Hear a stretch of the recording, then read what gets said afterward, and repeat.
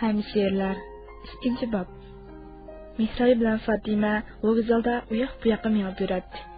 Ular Mihrayning so'ngsi Aybuloqni kutib olg'ili kelgan edi. Aybuloq boshqa yerda tayyorlik to'qotadi. Hada, necha kundan keyin tug'ilgan kunim bo'ldi. Mening bu yerda tug'ilgan kunimda yolg'iz qolg'im yo'q. Sening yaningga boraychi, deganida u telefonda erkalab. Gerçi u Mihraydan faqat 3 yoshli kichik bo'lsa-mu, Mihrayning mijozi nihoyat og'ir, cho'ng odamlardek bo'lg'achqimi, uni erkalab yuradi. Uyda ota-onasining gapini anglamay cho'ng bo'lgan bu erkak qiz hadisning biror og'iz gapini yerimaydi. Hadisni bakmi yaxshi ko'radi.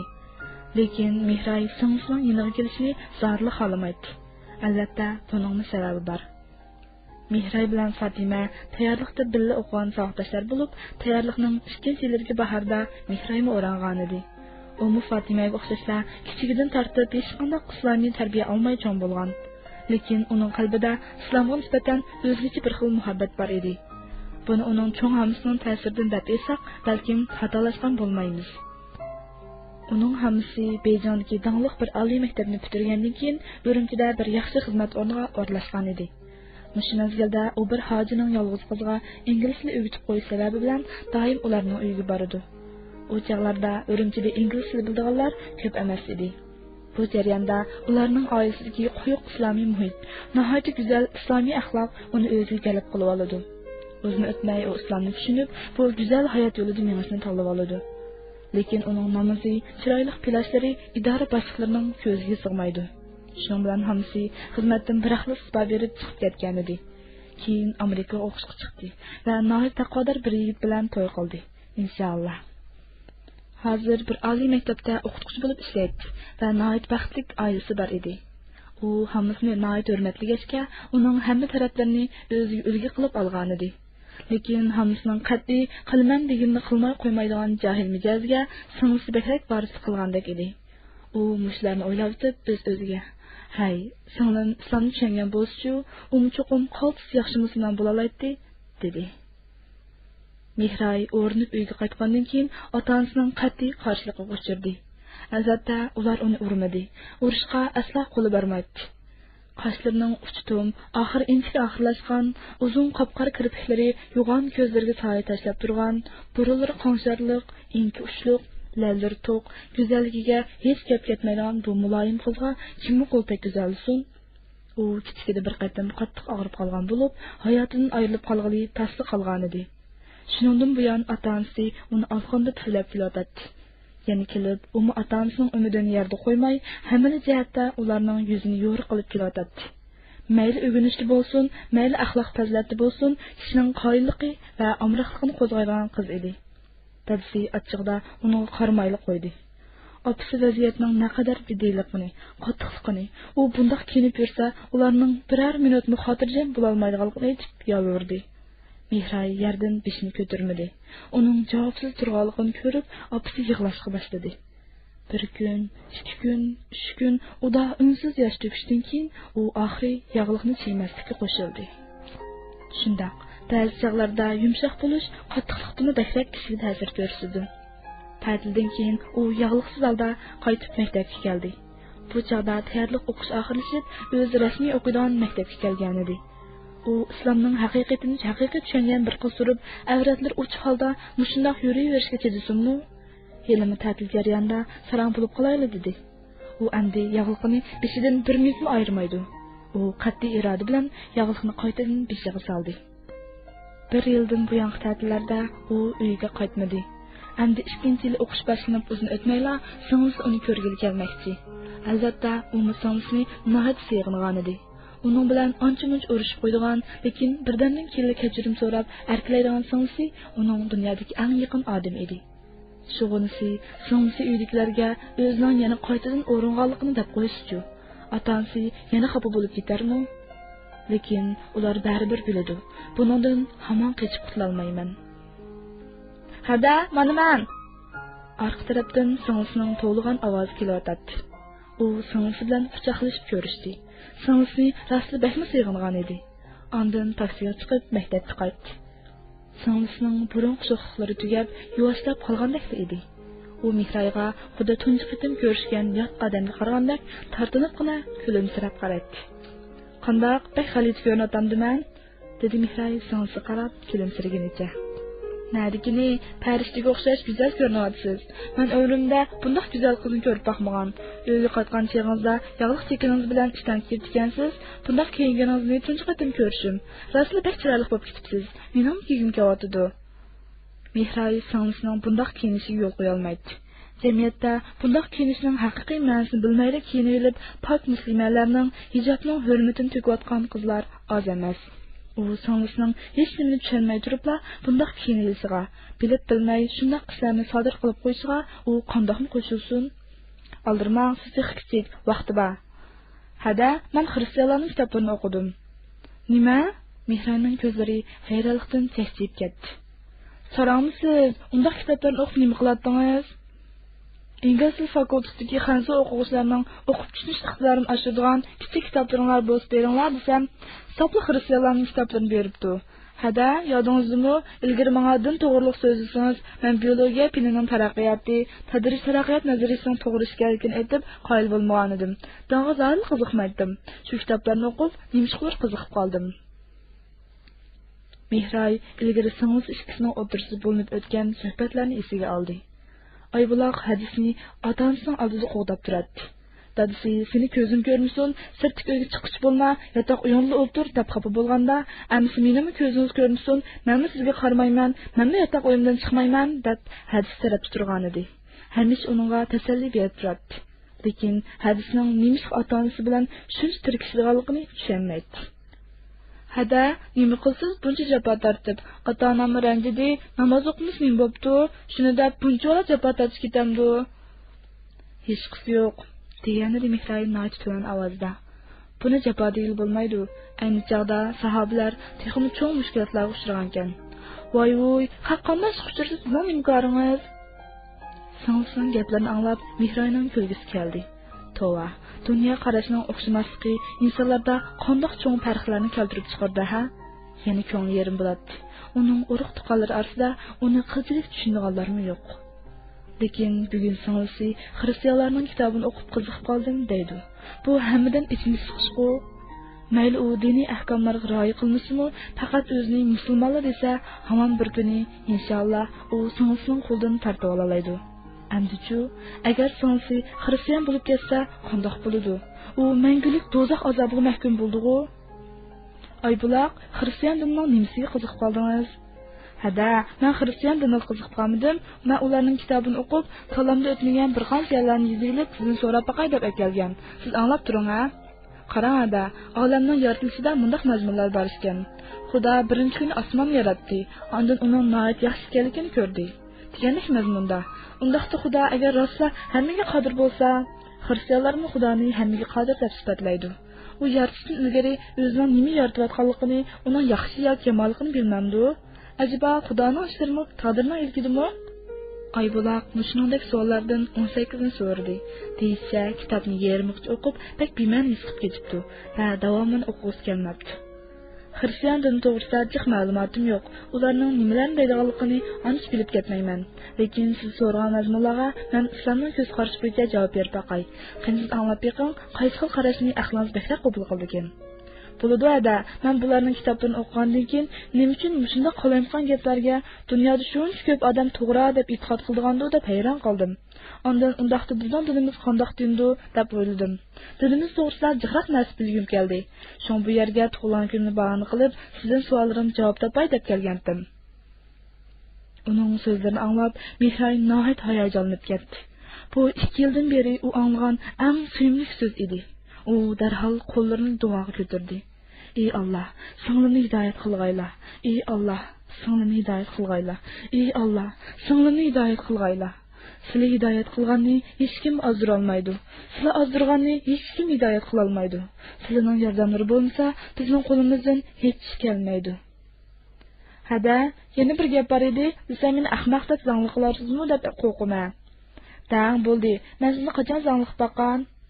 Biror hab bo'lib qoldi, o'xshasa tush ko'rma.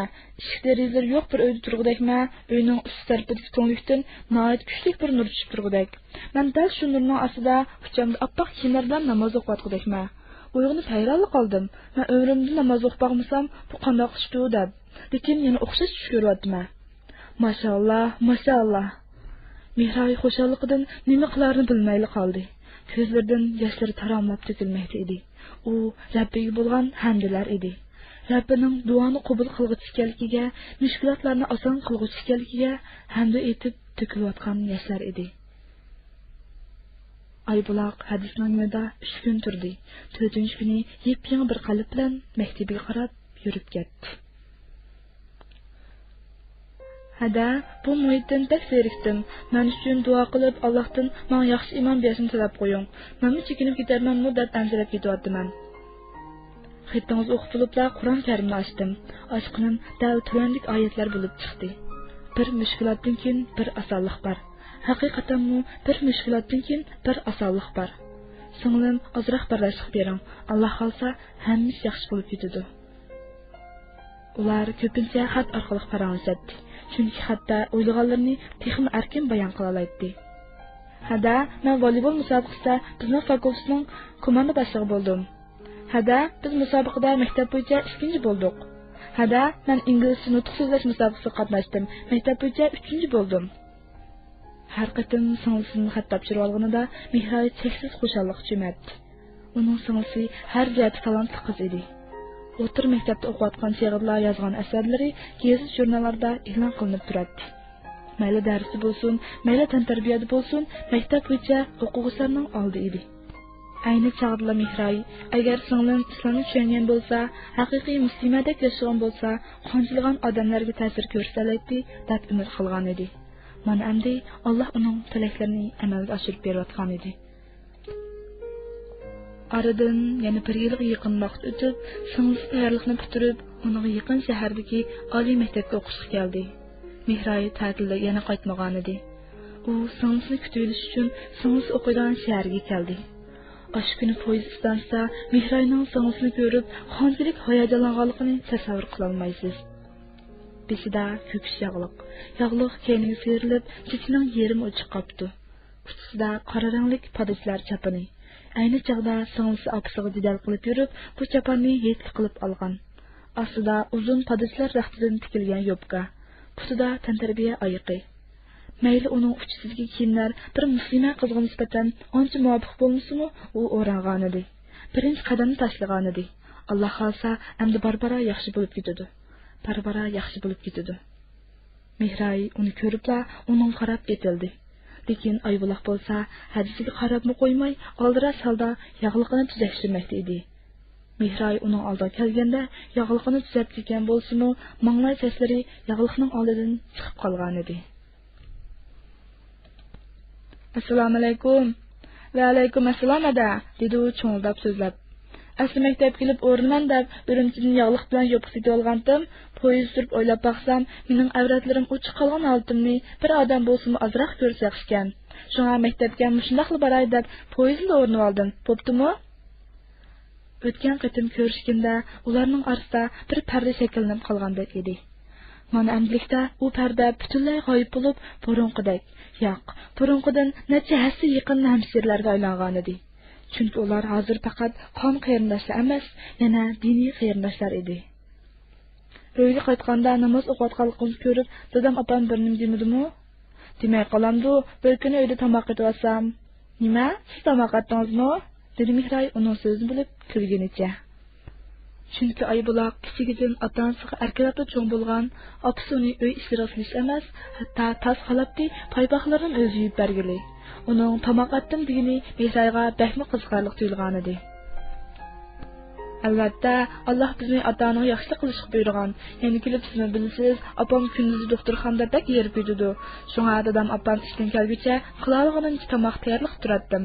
Bir kun opam bilan birga tomoq etayotsam, opam, "Balam, nim bo'ldingiz? Uyga kirsak sopni kashni sunib, "Apa, choy iching, dada dug'ab, dayron bo'lib ketibsiz-ku, kunlardan chiqadi-ku" dedi.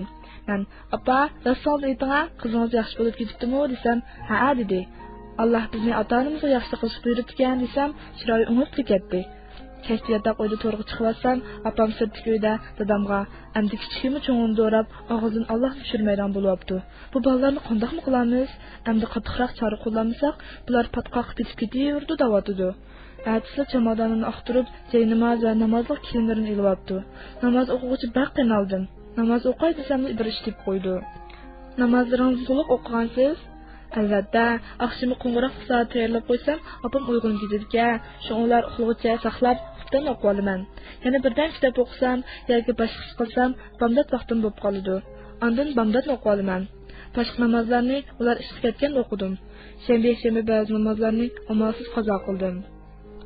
Shunda qilib, Oybulaqni yaxshi o'randi. Ozroq vaqtdan keyin Mehroyning o'g'itishi bilan jilbab kiyishni o'rgandi. Hashbasligicha qisqa ta'til vaqtim kelib, ular birlikda uyga qaytishdi. Uyga qaytishdan ilgari Mehroy ta'tilda yana uyga qaytmaslikni tanlab olgan Fatimani yo'qlab kirdi. Adash, men ayni vaqtda o'zimni xuddi sahobalarga, ota-onamni Makka kuffarlariga o'xshab ketib ekanman. Ular bilan ilishsam, xuddi o'zimni jihad qilayotgandek his qilib, nihoyat faxrlanib ketardim. Ularning o'z ota-onam ekanligini unutib ketib ekanman. Keyin o'ylanib shuni his qildimki, men ulardan ranjilmagidekman. O'ylab ko'rgin, dadam saqchi, u turmalarga so'langan musulmon yoshlarning nima kunlarni ko'rayotganligini ko'rgan. Bir dada o'z farzandining shundoq kunga qilishini o'ylasa, chidab tura olamdi? Albatta, jon Allohning ilkida. Allohning belgilagan qazosidan hech kim qochib qutula olmaydi. Lekin dadam uni tushunatdimi?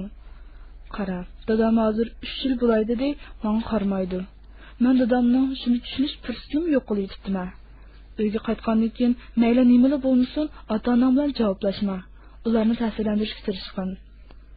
Hadisan ikkalarning o'rni olganligini ko'rib, otasi achchiqdan o'zini qo'ydigan yer topolmayli qoldi. Mehroy azaldan ota-onasiga besini tikizirib qaray olmaydi. Yana Fatimaning so'zlarini o'ylab, mayli ota-onasi nimalar desimi, ular bilan javoblashmaslik niyati keldi. Lekin Oybulaq dadasi nima desa, dadasi bilan tangli deyishyapti. Men har qaysini maktab o'qisin deb avatdim. Bundoq kiyinsin deb avatmadim. Dada, kim bilan o'qishing munosabati? Bizning sinfdagi eng dars nachar qiz kimni eng oz kiydig'ini. To'y gap yo'qlatma. Bu kimni bekor bilan kiyinolmagansa, namozchi dars tasirga o'tmamga. Beşoq namazga 1 soat vaqt ketmaydi. Kuning 1 soat namasam bo'lmamdi. Men ya haqdek diskoxonaga, qovoqxonaga borsam, dadam bilan tang turishni bilmagandim. Savol so'rag'asiz javob bersam, namoz o'qib menishib, so'rgan savolga javob bermas bo'lib ketibsam, darsiz qachon? Yana tang tura. Voy jon, dada nimda qilsiz? Bilsam-san, dunyo nim bilan xo'sham yo'q, mo'lli bilan. Chiqib qarab baq, mush yerda boshqalarning o'rimtiga erishgan biram mo'lli bor ekan. Hammasi uyda namoz o'qib, talada qimga askirlik yo'q bir nimalar. Bu jon mo'lining yaxshisi yo'q.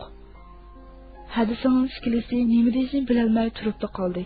Hammasi undaq emas, tegisi bor edi. Lekin ular dadasining kimlarni da'vatqanligini biladi.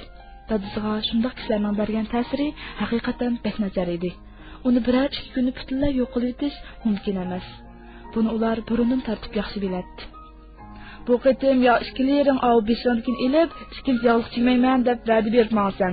Yo hech nega bormay uyda o'tirsan. Oliy maktabdan o'qitmabman bo'ldi. Atsi Oybulaqning mundaqli bir yoz gap uchun dadasi uning qochdiga birni sog'andilar. Ular dadasining bu qitim qat'iy niyat kelganligini his qilishdi. Qizlarni 10 o'g'ilga tegishmisiz qizlarim deb faxrlanib tilga oladigan bu kishining qizini bir shaplaq silishi haqiqatan cho'ng ish edi. Ota-onasi garchi xafa bo'lsin-u, boshqalarning ota-onasidek bo'lib ketmaydi deb o'ylagan qizlar keyin yuz berishi mumkin bo'lgan ishlarni o'ylab ansirashga boshladi. Ajiba maktabga rasli qaytolmasmi? Maktabga qaytolmasa, bu uyda o'rinishli emas, namozga xotirjam o'qishmi bir cho'ng masala bo'lib qoladi.